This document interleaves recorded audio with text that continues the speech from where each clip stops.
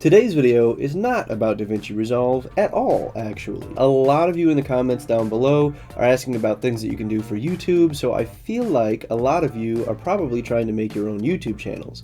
If you're not, you might want to come back for tomorrow's video because this one is just for the budding creator. Today's video is going to be about an awesome tool called Tubebuddy.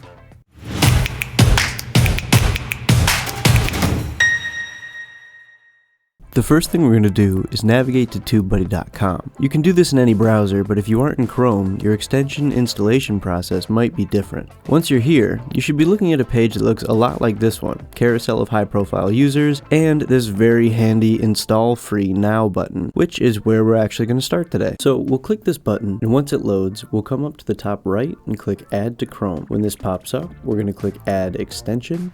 Then the extension will download. It'll be fast, it's small. Once it's done, it'll automatically show up in our extensions menu up here. If it doesn't, just click this puzzle piece and click the pin next to its name. Now we have the square with a little Tubebuddy logo in it. We'll go ahead and click on that and click the Tubebuddy option. It'll bring us right to the website. Now that we're back, we're going to find this top right corner where it says sign in, sign up, my account, or something to that effect. You'll want to sign up, and once you sign in, you'll be greeted with this dashboard here. If you don't have any channels in here, click on this add channel button and add your channel before we keep going. These panels here are a bunch of shortcuts to get around the website. We're not really going to focus on those a lot today because a lot of them, to me, it seems like you can kind of figure out through YouTube Studio. The real benefits here, at least as far as I'm concerned, are with the browser extension and with the member perks. So we'll start out, since we're here, with talking about the member perks. You might recognize this logo if you watch the channel a lot, because I use Epidemic Sound in my videos.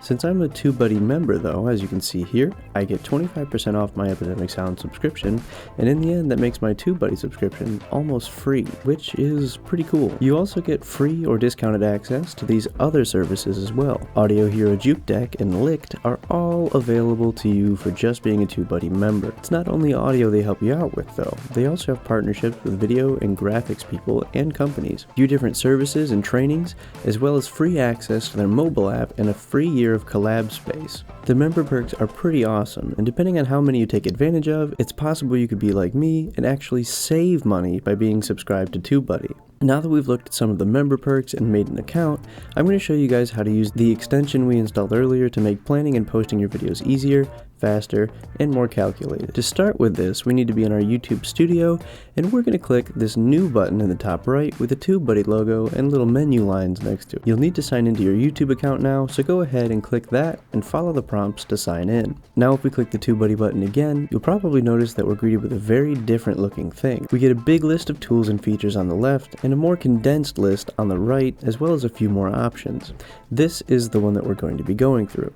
All of these buttons up here are shortcuts to different parts of YouTube Studio, but what we really want is down here in the Extension Tools tab. We have a keyword explorer that gives us current trending topics in whichever country we choose, so that if you're struggling for ideas or want some high traffic concepts, you have a convenient place to go and get current trending topics no matter where you live, which is pretty sweet. Or if you already have an idea, you can come up to this search bar, type in your selected keyword, and it'll give you channel specific results for that keyword based on search volume, competition, optimization strength, as well as number of total videos about that keyword, monthly searches, and your videos versus top ranked videos. To use this tool effectively, you're going to want to check your weighted score. If it isn't as high as you'd like it to be, like in this case where I have a 10, because even though search volumes are high, the competition is also high, which means my optimization strength will suffer. So to get around this, adjust your keyword to try to find something that is likely to perform better for you. Like if I change DaVinci Resolve to something a little more specific, like DaVinci Resolve 16 tutorial for beginners, we see that the score goes up to 21.